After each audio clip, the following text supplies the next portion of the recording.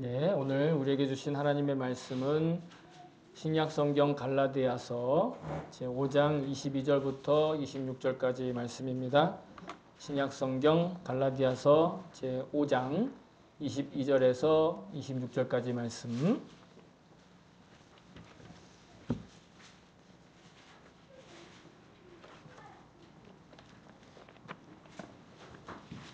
찾으신 분들은 본인의 성경을 들고 자리에서 일어서 주시기, 불편하신 분은 그냥 앉아 계셔도 될 것 같습니다. 네. 불편하시면 좀 괜찮습니다. 5장 22절부터 26절까지 말씀. 네. 자, 그러면 우리 같이 한 목소리로 받들어 읽겠습니다. 시작.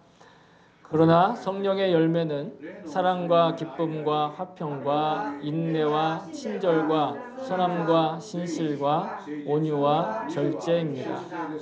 이런 것들을 막을 방법이 없습니다. 그리스도 예수께 속한 사람은 정욕과 욕망과 함께 자기의 육체를 십자가에 못 박았습니다. 우리가 성령으로 삶을 얻었으니 우리는 성령이 인도해 주심을 따라 살아갑시다. 우리는 잘난 체 하거나 서로 노엽게 하거나 질투하거나 하지 않도록 합시다. 아멘. 주의 말씀입니다. 네, 모두 자리에 앉아주시기 바랍니다. 예, 제가 이 시간에 설교를 위해 잠깐 기도하겠습니다. 참 좋으신 하나님 감사합니다. 오늘도 이 귀하고 복된 말씀을 우리에게 맡겨주시고 또 이 말씀을 통해 하나님께서 우리 각자 한 사람 한 사람에게 친히 음성을 들려주실 줄 믿습니다. 하나님, 이 말씀 가운데 주님께서 들려주실 그 음성에 우리의 귀를 활짝 열 수 있게 하시고 무엇보다 마음으로 믿고 또 의에 이르러 주님이 예비하신 놀라운 복된 삶을 살아갈 능력이 되게 하옵소서. 이 시간 성령님 우리를 붙들어 주시고 무엇보다 악한 영으로부터 우리를 지켜 주시옵소서. 모든 것들을 주님께 의지합니다. 감사드리며 예수님의 이름으로 기도합니다. 아멘. 아멘. 할렐루야. 주 이름을 찬송합니다. 네, 계속해서 갈라디아서 강해를 계속하고 있습니다. 우리가 지난 주일엔 예수님의 십자가 보혈을 통해서 우리가 자유를 얻었는데 그 자유로 우리가 우리의 육신을 따라 행하지 말고 성령을 따라 행하는 삶을 살자라는 주제의 말씀을 함께 나누었습니다. 그리고 우리에게 주신 그 자유로 인해서 우리의 육신의 욕망을 추구하는 구실로 삼지 않기를, 그리고 그렇게 됐을 때 우리에게 일어나는 각종 부도덕한 일들 그리고 죄악된 일들 그런 현상들에 대한 경고도 아울러 하나님께 말씀을 들었습니다. 그러므로 우리는 주님께서 가르쳐 주시는 그대로 또 말씀과 기도를 통해서 우리 성령님께 순종하는 그런 일상을 감당해 나아가는 진정으로 건강하고 거룩하고 정말 무엇보다 풍성하고 풍요로운 그런 인생을 약속된 그런 삶을 살 수 있기를 정말 소망합니다. 자, 오늘의 본문은 우리가 그렇게 잘 알고 유명한 성령의 9가지 열매. 예, 그래서 개혁성경으로 하면 사희와 오자양 충원절 이렇게. 일본어로는 좀 어려운데 우리말로는 사랑과 희락과 화평과 오래 참음과 자비와 양성과 충성과 온유와 절제. 쉽게 우리가 기억할 수 있는데요. 그와 동시에 다시 한번 바울은 그러므로 우리가 성령을 따라 행하라. 다시 한번 성령을 따라 행하는 삶에 대해서 아주 강력하게 권고하고 있습니다. 그런데 여러분, 지난주에도 잠깐 말씀드렸지만 성령의 열매와 성령을 따라 사는 삶, 그리고 성령 충만에 대해서 종종 사람들이 오해하는 경우가 있는데 그게 마치 자기가 신앙생활 열심히 노력하고 어떤 그런 행실에 선한 것들을 이렇게 해가지고 증명하고 증거해야 되는 하나의 어떤 이 자기를 증거하려고 하는 수단으로 이해하는 경우가 종종 있다라는 거예요. 뭐 다 그런 건 아니지만 우리 신앙생활이 이런 성령님의 성경의 말씀을 듣고 마음이 후련해지고 기쁘기보다 부담이 되고 낙심이 되고 또 한숨이 나오는 건 어떻게 보면 그것을 자기가 노력해서 얻을 실력 정도로 알기 때문인 것이죠. 그럼 오해하는 것입니다. 그런데 여러분, 성경은 그 어느 곳에서도 우리에게 우리 스스로 자신을 구원하거나 혹은 자신의 어떤 노력을 통해서 수행을 통해서 몸부림치는 것을 통해서 내가 거룩한 사람으로 만들어질 수 있다라고 이야기하지 않는다라는 거예요. 성경은 그 어느 곳에서도 우리의 노력으로는 우리가 거룩해질 수 있거나 구원받을 수 있거나 자기의 어떤 행동을 개선할 수 있다라고 얘기하지 않고 있어요. 자기의 노력으로는. 오히려 우리는 아예 전혀 소망이 없거나 우리는 아예 하나님과는 상관없이 살았던 사람이다라는 걸 강조하고 있죠. 에베소서 5장 8절에 보시면 굉장히 유명한 구절인데 너희가 이전에는 어둠이더니 이제는 주님 안에서 빛이라. 물론 핵심은 우리가 주님 안에서 빛이고 주의 빛의 자녀처럼 행하는 것이 초점이지만 그 전제로는 뭐예요? 우리는 어둠이었다라는 거예요. 우리는 아무런 소망이 없는 존재였다라는 거죠. 로마서 3장에는 또 이렇게 얘기하고 있습니다. 기록된 바 의인은 없나니 하나도 없으며 깨닫는 자도 없고 하나님을 찾는 자도 없고 다 치우쳐 함께 무익하게 되고 선을 행하는 자는 없나니 하나도 없도다. 하나도 없다라는 거예요. 단 한 사람도 자기의 노력으로 구원받을 수 있는 사람, 개선의 여지가 있는 사람 아무도 없다는 거예요. 우리는 원래 소망이 없는 존재라는 겁니다. 성경은 우리 상태에 대해서 아주 이렇게 단호하게 말씀하고 있는 거예요. 그러니까 여러분 우리는 우리의 노력이나 실력이나 어떤 자기의 어떤 그 자기 관리를 통해서 자기의 영혼을 위해서 할 수 있는 일이 전혀 없다라는 그 사실에 대해서 먼저 받아들여야 돼요. 그래도 나 정도면 괜찮지. 내가 노력하면 그래도 괜찮을 거야. 저 사람은 태어날 때부터 착한 성품을 갖고 태어났으니까 저 사람은 절대 죄에 안 질 그런 게 없다라는 거예요. 이것이 이른바 내가 죄인인 것을 인정하고 죄를 인식하면서 살아가는 죄 인식의 삶이에요. 그런 의미에서 우리는 죄인이라는 거예요. 나는 현행법 어기지도 않았는데 왜 내가 죄인이야? 이래서 죄인이 아니라 우리 스스로가 아무것도 할 수 없는 존재라는 걸 인정하는 게 죄인임을 인정하고 죄인식을 가지고 살아가는 거예요. 우리는 완전히 죄에 쩔어 있다 이렇게 얘기하고 있어요. 끊임없이 죄를 뿜어낸다고 얘기하고 있어요. 그래서 어떤 사람은 우리가 죄의 장아찌다 이렇게 얘기하고 있어요. 그런 표현이 있어요. 인간이란 죄의 장아찌다. 장아찌를 물을 빼고 물을 빼고 물을 빼서 다시 원상태로 돌릴 수 있어요? 있다고요? 불가능해요. 한번 장아찌 된 건, 그죠? 네? 간장에 절여놓은 건 아무리 간장을 빼도 그건 장아찌예요. 이렇게 스스로의 상태를 인정하고 자신이 짓는 죄를 인정하고 고백하는 것, 여러분 이것이 바로 회개의 시작이라는 거예요. 회개라는 건 그런 자신의 존재를 받아들인 뒤에 내가 잘못한 것들에 대해서 어긋난 것에 대해서 하나님께 진솔하게 고백하고 용서를 구하는 개선을 구하는 거예요. 그런데 오늘 성경 본문이 9가지의 성령의 열매를 기록하고 우리에게 알려주시는데 그것을 우리의 활동이나 아니면 우리의 노력이나 그리고 네가 가질 수 있는 실력이다 얘기하지 않고 그런 결과라고 얘기하지 않고 성령의 열매라고 표현한 것에 주목해야 돼요. 우리 행실과 우리의 어떤 율법과 아니면 어떤 도덕률과 이런 노력으로 인해서 맺어지는 마음의 덕목이다 얘기하지 않고 저는 제목은 우리 일본어 제목은 9가지의 덕목이다라고 제목을 붙이긴 했지만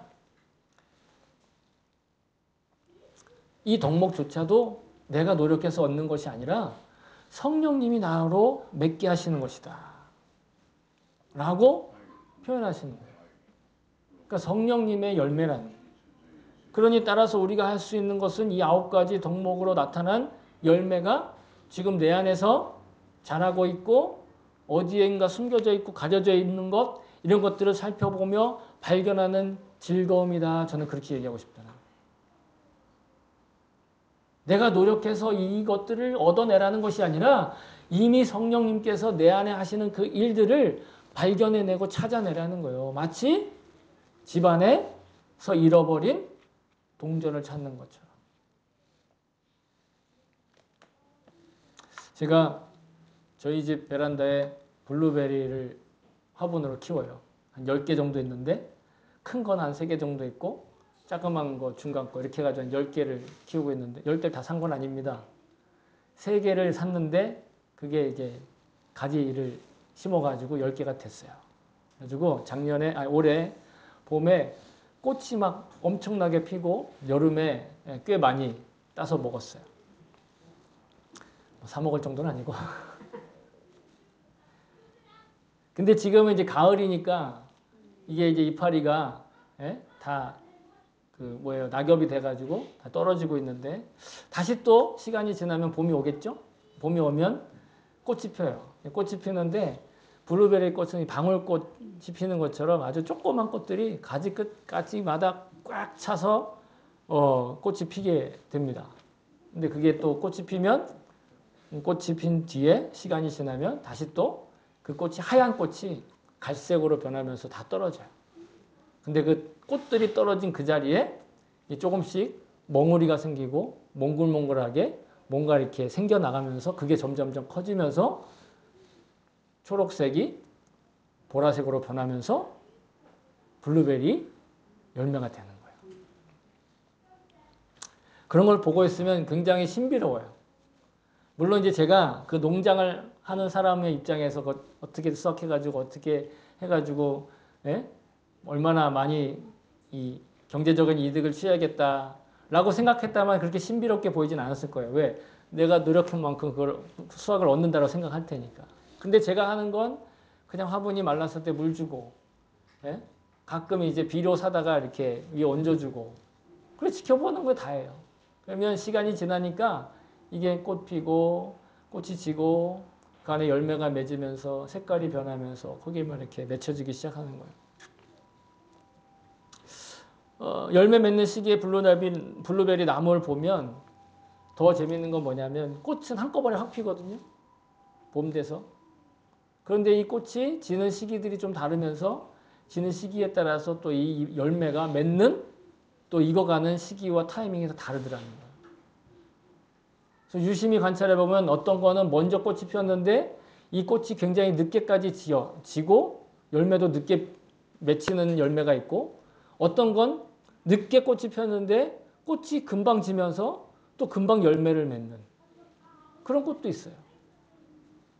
그러나 이 열매들이 처음에는 초록색이다 보니까 이파리와 이파리 사이에 가려져 가지고 그러니까 이파리가 굉장히 많거든요. 그 사이에 가려져 가지고 잘 안 보이는 그런 열매도 있어요. 그러다가 이게 보라색이 되면 이파리 사이사이에서 색깔이 보이면서 아 저기 열매가 있구나. 이걸 발견하고 이렇게 따서 먹을 수 있거든요. 그래서 매일매일 그걸 찾아내는 재미가 있어요. 열매를 맺을 땐 어제까지 안 보이던 블루베리가 어느 각도에서 보면 이게 보이는 거예요.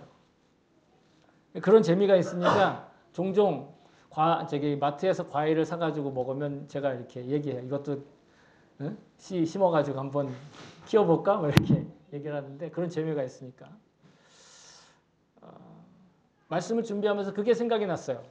성령의 열매를 얘기하는데 성경이 우리에게 성령님께서 순종한 삶의 결과에 대해서 정말 아름답고 신실하고 풍성한 열매를 이 덕목을 사랑부터 시작해서 절제의 덕목을 말씀하시는데 저는 이런 신비로움을 기대하고 또 즐거움을 갖게 하시려는 하나님의 마음이 아닐까 그런 생각을 해봤어요. 제가 블루베리를 위해서 뭔가 노력해가지고 열매를 맺은 게 아니라 블루베리는 자기의 생명력을 가지고 자기의 타이밍에 계절에 맞게 열매를 맺는 거예요. 만약 우리가 이 9가지 성품과 덕목을 맺기 위해서 너 이렇게 해야 돼 저렇게 해야 돼 사랑을 하기 위해서는 이런 방법이 좋아 절제를 할 때는 이렇게 노력해야 돼 라고 한다면 과연 우리는 예수님께서 주신 그 자유를 자유로서 누릴 수 있겠습니까? 과연 우리가 구원을 받아 기쁘고 감사하며 기도로 주님과의 그 친밀한 관계를 계속 유지하고 싶을까요? 예수님이 친밀하게 다가오는 것이 좋을까요?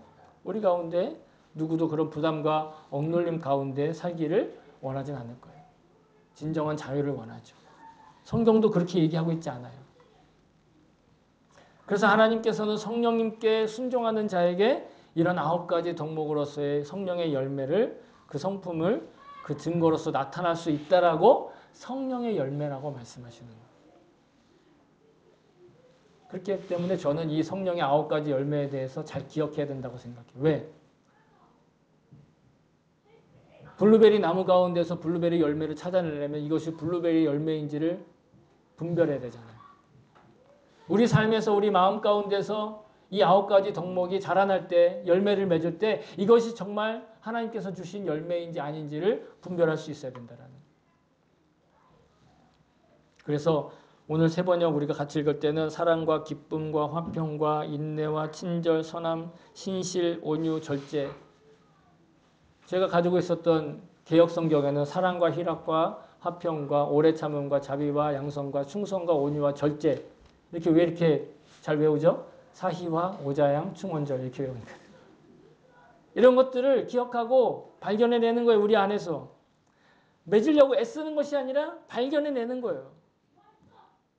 성령님을 따라 살고 그 말씀에 순종하면 여러분 반드시 우리 안에 이것이 자라나고 있다. 이것이 크든 작든 어떤 모양이든 어떤 타이밍이든 간에 지금 자라나고 있다는 걸 성경이 우리에게 말씀하고 계시는 거예요.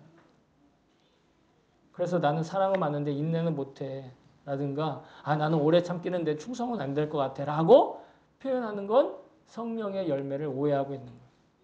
자기의 노력으로 되는 게 아니에요. 이 성령의 9가지 열매로 표현된 이 덕목들, 이런 것들이 단순히 어떤 육신적인 그런 좋게 보이는 행실로 사람들이 오해하기 때문에 그렇게 판단하는 거예요. 성령의 열매라고 그랬지 성령의 열매들이라고 하지 않았어요. 어느 사람에게는 사랑이 많이 맺히고 어느 사람에게는 절제가 많이 맺히는 게 아니에요.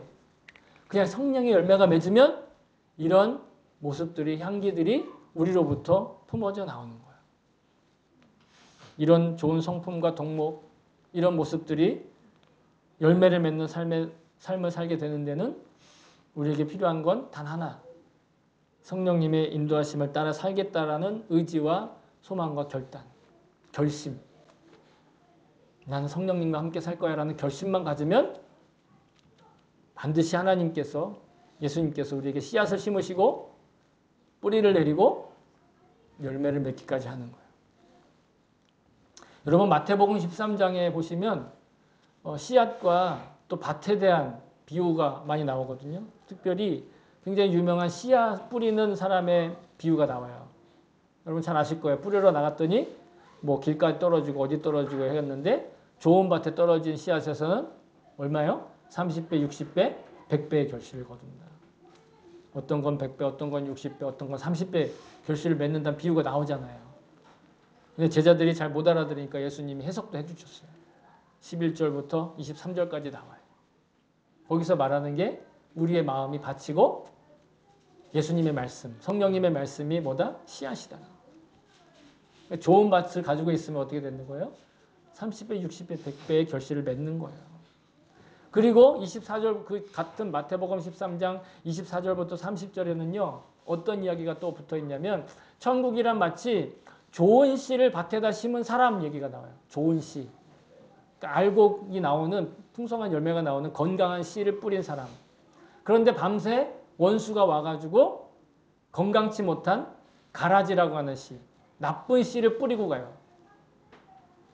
다음날 보니까 두 개가 다 자라고 있으니 종들이 가라지를 뽑으려고 그럽니다. 근데 주인은 뭐래요? 뽑지 말라는 거예요. 어떻게? 추수 때까지 두면 결국 추수 때 어떻게 한다? 알곡은 걷어들여서 창고로 가고 가라지는 걷어서 불에 태운다는 거예요. 심판 때에 그런 일이 있다라는 거예요. 마태복음 13장 30절 둘 다 추수 때까지 함께 자라게 두라. 추수 때에 내가 추수꾼들에게 말하기를 가라지는 먼저 거두어 불사르게 단으로 묶고 곡식은 모아 내 곡간에 넣으라 하리라. 추수 때는요 함께 다 거두어요. 그런데 분별을 하는 거예요. 이것이 가라지인지 알곡인지. 또한 그 씨앗은요, 그 가라지든 알곡이든 그가 내 안에 떨어져서 그 말씀이 혹은 그 악덕이 내 안에 떨어져서 그 열매를 키워져 나아가는데 그 열매를 키우는 당사자는 그것이 어떻게 자라고 어떻게 열매를 맺는지 모른다는 거예요. 마치 제가 블루베리 화분을 키우고 있지만 물 주고 비료를 줘도 언제 어떻게 그것이 꽃 피고 어떻게 열매를 맺는지 그저 신비하게 볼 수밖에 없는 것과 마찬가지예요. 마가복음 4장 26절에 보시면 또 이르시되 하나님의 나라는 사람이 씨를 땅에 뿌림과 같으니 그가 밤낮 자고 깨고 하는 중에 씨가 나서 자라되 어떻게 그리 되는지 알지 못하느니라. 좋은 씨앗이든 나쁜 씨앗이든 그 씨앗이 뿌리 내리고 자라서 열매 맺는 걸 스스로는 다 헤아리지 못한다는 거예요. 그러니까 우리가 어떤 열매를 맺고 있는지 우리가 스스로 우리의 현실적으로는 명확하고 명쾌하게 알기 어려워요. 내가 좋은 길을 가고 있는, 좋은 열매를 맺고 있는가 아닌가 분명히 자기는 분별하지 못해요. 하지만 우리가 할 수 있는 건 뭐예요? 육신의 욕망을 따라 본능적으로 살 것이냐 아니면 성령님께 순종해서 그 말씀에 순종하여 영적으로 살 것이냐라고 순간순간 선택할 뿐이에요. 그러면 그 선택에 따라 우리 안에 알곡이 자라기도 하고 가라지가 자라는 거예요. 그런데 가라지가 우세하면 어떻게 돼요? 심판 때에 불지옥에 가게 됩니다. 그러나 알곡이 우세하게 되면 어떻게 돼요? 하나님의 천국의 영생의 그 약속을 그냥 누리게 되는 거예요. 지난 주일에도 제가 말씀을 드렸는데 성령을 따라 살기 위해서 우리가 말씀, 기도, 주님과 친밀하게 동행하는 것 그것이 우리가 이 죄인으로서 이 땅에서 죄밖에 저지를 것밖에 없는 죄의 장아찌로서 살고 있는 우리가 할 수 있는 유일한 길이며 최선의 길이에요. 그렇게 살면 반드시 하나님이 우리에게 안에 열매를 맺게 하신다는 거예요. 그래서 오늘의 본문에도 그렇게 얘기하고 있잖아요. 우리가 그리스도와 함께, 그러니까 그리스도 예수께 속한 사람은 자기의 몸을 정욕과 욕망과 함께 십자가에 못 박았다. 육신의 것들을 이미 십자가에 못 박았다라는 거예요. 예수님께서 우리의 죄를 짊어지시고 십자가에 달리신 것은 제가 누누이 말씀드렸죠. 그것은 곧 나의 육신적인 태도와 욕망과 정욕은 그 태도는 이미 예수님과 함께 십자가에서 심판을 받았다는 거예요. 예수를 믿는 사람은. 그러나 예수 믿지 않으면 여전히 그것으로 심판받게 된다는 거죠.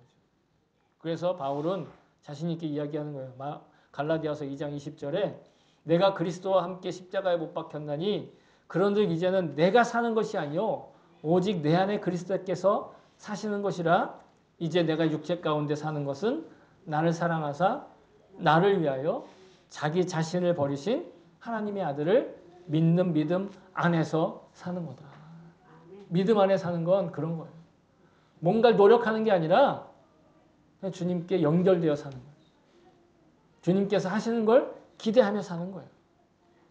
여러분 예수님께서 이 십자가에 달리실 때 우리의 육신의 욕망과 탐욕과 이기심과 자기중심적인 모든 육체적인 본능과 태도는요. 같이 십자가에 못 박혀 심판받았어요. 내 육신이 그걸 알지 못하니까 내 안에서 씨앗이 어떻게 자라는 걸 어떤 열매를 맺는 걸 내가 관심 없이 그것을 보지 않고 찾지 않고 그냥 내버려 두니까 모르는 것뿐이에요.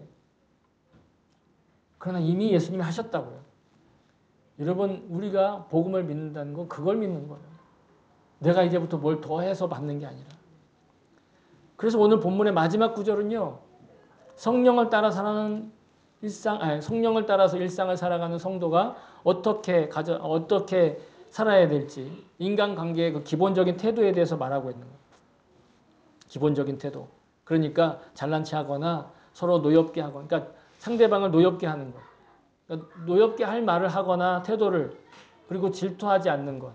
이것을 위해서 스스로 조심해야 한다.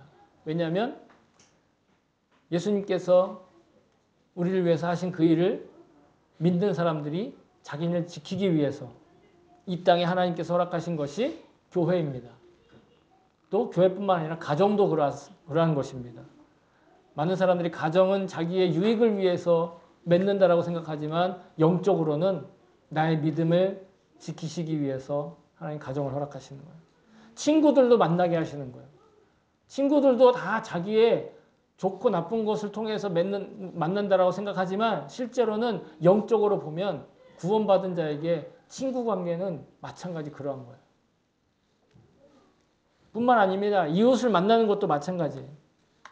그러니까 오늘 마지막 26절에 있는 걸 단 그러니까 단 한 단어로, 단 한마디 말로 정리하라고 한다면 저는 이렇게 얘기하고 싶어요.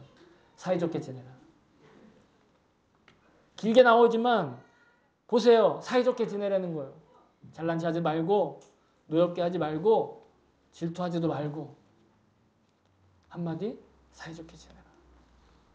여러분, 성령님은요, 뭔가 우리에게 지혜를 주셔가지고, 지식을 주셔가지고, 서로의 관계를 정리하거나, 정돈하거나, 거리를 두거나, 아니면 갈라놓기 위해서 오신 분이 아니에요. 성령님은 우리의 관계가 갈등하고 있고, 서로 다투고 있고, 누군가가 지배하고 지배당하고, 또 무례하게 대하거나 무시하도록 부추기는 그런 분이 절대 아니에요. 성령님은 우리한테 그런 마음을 주시지 않아요. 오히려 잘난 체 하는 걸 제어하시고 노여워하지 않게 하시고 질투와 시기를 없애주시는 분의 역할이 바로 성령님이 하시는 역할.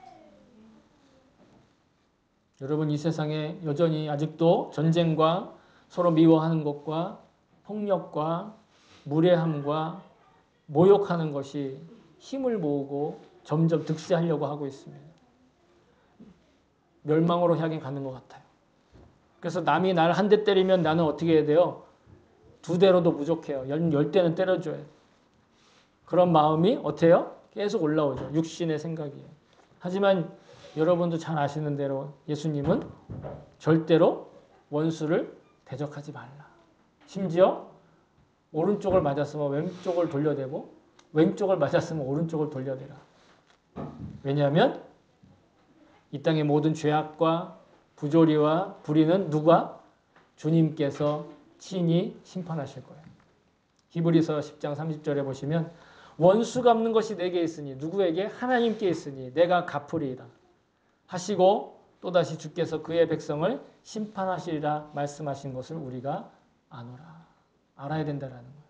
지금 당장 뭔가 내가 누군가에게 갚아줘야 될 것 같고 내 본때를 좀 보여줘야 되겠고 내 존재감을 좀 나타내야 될 것 같은 그런 마음이 들 때 성령님께 물어보세요. 이거 괜찮은 겁니까? 그러면 성령님은 반드시 대답하세요. 아니, 내가 알아서 할게. 성령님이 그렇게 얘기하신다는 거예요. 얘들아, 내가 알아서 할게. 사이좋게 지내. 내가 알아서 할게. 그러므로 우리가 할 일은요. 성령님께서 말씀을 통해서 또 기도하면 감동을 주실 때 그 명령과 가르침에 순종하는 거예요. 그러면 반드시 주님께서 우리에게 모든 억눌림과 고통과 고난과 억울함과 그리고 이 쓰라린 그 모든 경험들 심지어 트라우마까지 다 심판하시고 죄와 범죄와 악행에 대한 처벌을 하나님께서 친히 단죄하실 거예요. 그래서 성경은 마지막 때에 이렇게 말씀하세요. 마지막 때에 대해서 불의를 행하는 자는 그대로 불의를 행하고 더러운 자는 그대로 더럽고 의로운 자는 그대로 의를 행하고 거룩한 자는 그대로 거룩하게 하라. 마지막 때가 되면 불의한 사람들은 계속 불의한 쪽으로 간다는 거예요. 의로운 사람은 계속 의로운 쪽으로 간다는 거예요. 여러분, 죄인이 회개하지 않고 불의를 계속 반복하는 건 그가 멸망하기로 작정했기 때문에 멸망으로 가기 위해서. 그러나 그리스도를 믿고 회개하여 죄사함을 얻어서 영생을 사는 우리들은 이미 어떤 어려움과 걸림돌과 방해가 있더라도 거룩하게 살기를 절대로 포기하지 않게 됩니다. 거룩하게 살고자 하는 마음이 절대로 버려지지 않는다. 그러면 마침내 우리가 풍성한 열매를 맺고 알찬 곡식을 거두게 됩니다. 좋은 씨앗을 뿌리신 주님께서. 주님이 우리에게 좋은 씨앗을 뿌리셨다고요. 그리고 우리가 일구는 우리의 마음밭에서 30배, 60배, 100배 열매가 맺을 때까지 주님도 포기하지 않으시고 멈추지 않으세요. 다만 우리가 그 열매가 지금 어떻게 자라고 있는지, 어떻게 열매 맺고 있는지에 대해서 나의 노력이 아니라 기대하고 찾아내고 발견하도록 기도하면서 자신을 지켜나가는 그 열매를 찾아내는 거예요. 저와 여러분은 이 욕심의 욕망에 지지 않고 성령님의 인도하심에 순종함으로 하루하루를 풍성하게 그 일상을 발견하는 그런 천국의 주인공으로 살았으면 좋겠습니다. 사랑하는 성도 여러분, 성령의 열매는 죄의 장아찌와 같았던 우리가 맺는 것은 아니지만 저와 여러분의 현실에서 발견할 수 있다라는 오늘의 주신 말씀의 약속을 저는 믿습니다. 나는 할 수 없지만 하나님은 지금 하고 계십니다. 아니 지금 당장 이 9가지의 덕목과 성품이 드러나지 않는다고 낙심하지 마시기를 바랍니다. 지금 당장의 열매가 없는 것 같아서 한숨 쉬거나 또 좌절하지도 않으시기를 또한 소망합니다. 우리의 감각과 기분으로 반응하기 전에 이미 찬란하게 빛나고 있는 그 천국의 보화 같은 그 주님의 시선을 의식하는 연습에 여러분 승리할 수 있도록 주님께 구하고 기도합시다. 그러면 저와 여러분이 우리의 일상적인 터전에서 정말로 찬란하게 빛나고 있는 영광 가운데 빛나고 있는 주님의 그 시선과 성령의 열매를 발견해내는 그런 기쁨과 재미를 누릴 수 있기를 다시 한번 주의 이름으로 축복합니다. 아멘.